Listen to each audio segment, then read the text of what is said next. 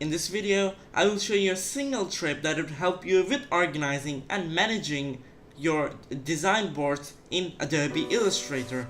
So make sure to stay tuned because that's coming right up.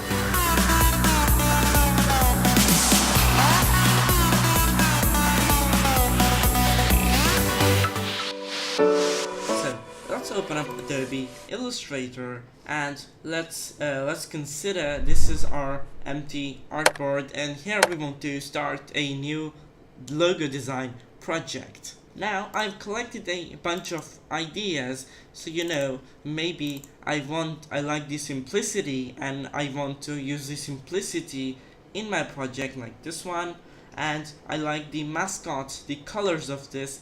I like the black and white dual color scheme. So let's just get all of these images and let's just drag that and drop them into Adobe Illustrator. So you see these have some of these crosses. So if we just go into the source destination, now even if I just rename some of these, you can see the Illustrator with prompt saying some files are missing or modified. So I'm gonna say yes or ignore that for a second. So now I'm not gonna babysit all these images. What I'm gonna do is to select all of these, go to Windows and Links. Now here are all the images, all the files I have imported. I'm gonna go to Settings and hit Embed Images.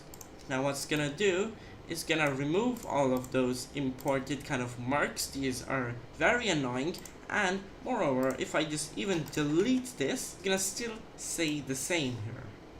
So now I can just resize all of these images to make them all the same size approximately.